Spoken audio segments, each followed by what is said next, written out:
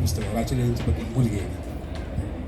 अगदी काहीतरी बरोबर सांगितलं सरांनी. बरं मला सांगा, शांता शेळके यांच्या एखाद्या निवडक साहित्य कृतीचं नाव. त्यांची कविता संग्रह भरपूर आहेत.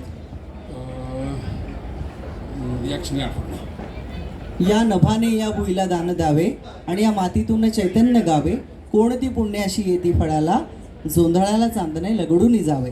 ही कविता कोणाची? नादो मानवांची. वा वा. जांभूळ पिकल्या झाडाखाली ढोल कोणाचा वाजजी, कोणी लिहिलंय? नादो मानव. या गीताचा चित्रपट कोणता आहे सांगा. जैत जैत.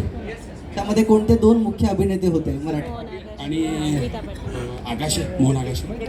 या चित्रपटाचे दिग्दर्शक कोण होते? जब्बार पटेल. वा वा वा, जोरदार टाळ्या. खूप छान उत्तर दिलं सर.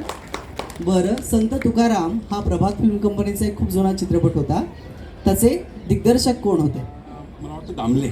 आणि मी शांताराम पण होते, दामले पण होते, आणखी तिसरी त्यांची शक्ती मला आता या क्षणाला आठवत नाही. वा वा. पुण्यामध्ये एक नामांकित संगीत महोत्सव होतो, त्या संगीत महोत्सव ज्यांच्या नावाने होतो त्यांची नावं सांगू शकता? बालगंधर्व संगीत महोत्सव असतो. भीमसेन जोशींच्या नावाने मला वाटतं त्यांच्या संबंधित जुने कोणी असतील. त्याचं नाव काय कुणाचं? त्या महोत्सवाचं? बालगंधर्व संगीत महोत्सव. बरं, बालगंधर्वांचं पूर्ण नाव? राजहंस. त्या संगीत महोत्सवाचं नाव आहे पंडित भीमसेन सवाई गंधर्व महोत्सव. खूप खूप धन्यवाद सर, तुम्ही इथे आलात आणि इतका छान संवाद झाला.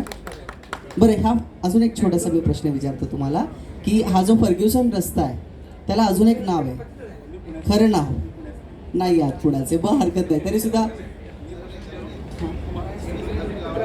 कसे सुचतात? प्रश्न कसे सुचतात त्याचं उत्तर सर आपण कॉफीला भेटू दे मध्ये. चालेल. खूप खूप धन्यवाद. तुमचं नाव? हेमंत चोपडे. हेमंत चोपडे सरांसाठी जोरदार टाळ्या. खास नाशिकवरनं ते आलेत आणि छानपैकी उत्तरं दिलीत. माझं नाव स्वप्नील जोशी. धन्यवाद. मी राजू सरांना विनंती करतो, थांबा जात आहे कुठे? वा. आता घरी मॅडमना सांगा मी जिंकलो म्हणून. फोन आला होता ना सुरुवातीला.